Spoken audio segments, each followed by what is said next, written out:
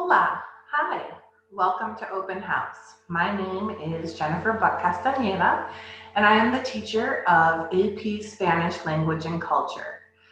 Thank you so much for watching this video.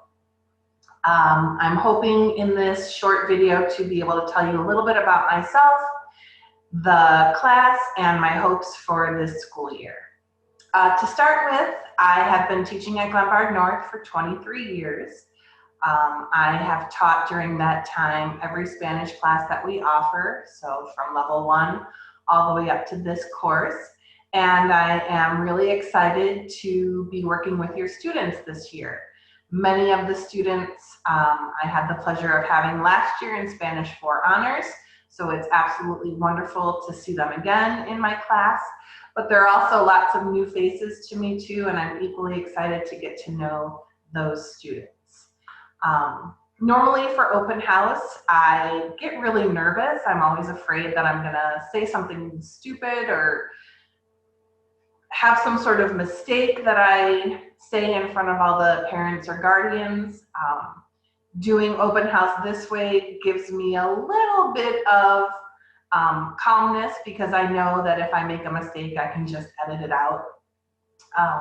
So initially I was kind of excited about being able to do this, and then once I got started, a sense of sadness kind of came over me, like often has these past few months, that we're not able to do this in person and things are so different than the way they were before.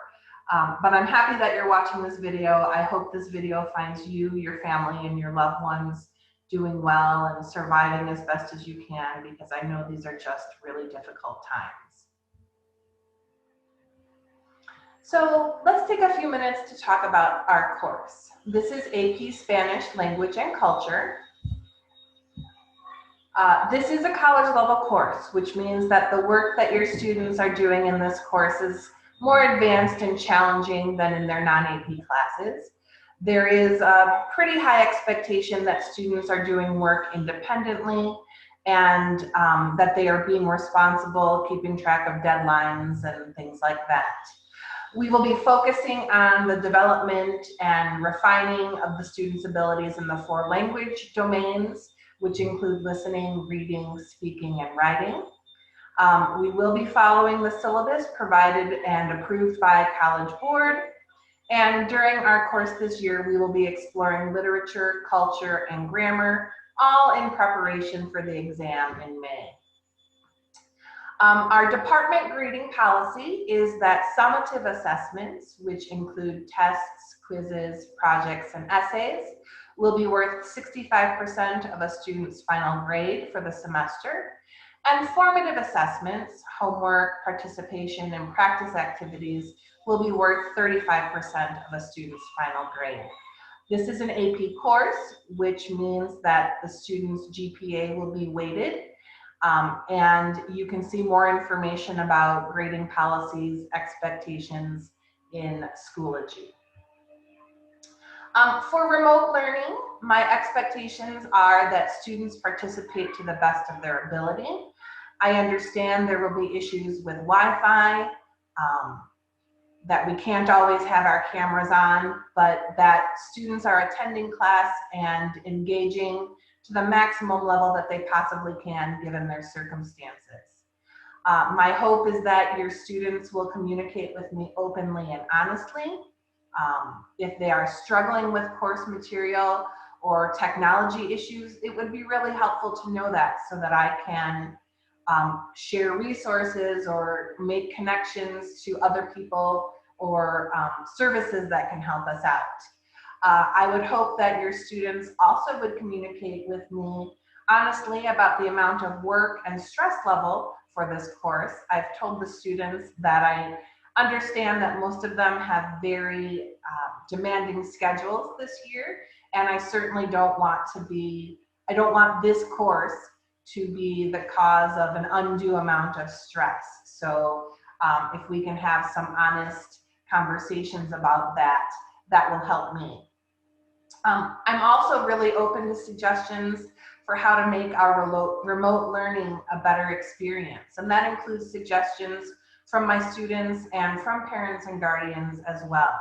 This is all really new to us, and we're all doing our best. But if there are things that I can do to make it easier or less stressful, please let me know. My expectation for students is that they follow our unit calendar, which is in Schoology, and I'll give you a little Schoology tour in a bit, that they complete assignments by the due date or communicate with me if that's not possible, so that we can make exceptions or provide extensions to students.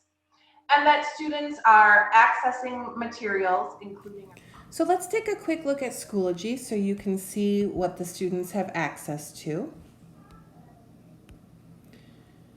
When we go into our course, the very top link is the link that the students use to access our classes, our Zoom meetings. And then there are some folders where they have access to the resources and their homework assignments. Initially, we started out with just a week 1 and a week 2 folder. Week 3 has us starting our first unit. It's called Desafíos Mundiales. And so here's where we'll be spending the majority of our time over the next few weeks. First, you'll find a copy of our calendar. The calendar is for the duration of the entire unit. You'll see on the left-hand column the dates, in the middle column the lesson that we'll be doing in class, and then the right-hand column is the homework assignments for the next day. Our class meets on Monday, Tuesday, and Wednesday with the schedule that we currently have. So you'll see that Monday, Tuesday, and Wednesday have a lesson and homework listed. Then there's also a section for asynchronous work.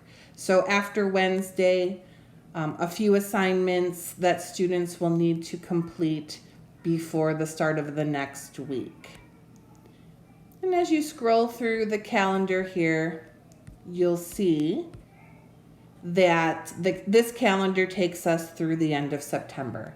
So that's where we'll be doing the majority of our work for the next few weeks. There's also a folder with resources that they'll need for the entire year, including our course syllabus if you'd like to take a look at that. And then some other resources that they might find helpful to look at. I thought I'd close by quickly sharing some of my hopes for this year. I really want to work as hard as I can to find a way to make connections with my students. I know that doing our work remotely makes this more difficult, but it's important to me, so I will strive to do that. I'm also hoping to be able to provide students with opportunities for them to make connections with their peers. I'm working on being flexible and showing grace as we all navigate this unusual and new situation together. I want to constantly recognize the fact that the pandemic has affected all of us differently, that our different students have different needs. So that's important for me to remind myself of that. Obviously, I hope that we learn and are well prepared for the AP test in the spring. And then my ultimate hope is that we can be together when it is safe to do so. Please don't hesitate to contact me if you have any questions or concerns. My email address and phone number are listed right here for you. Thank you again for watching this video. I look forward to working with you and your students this year.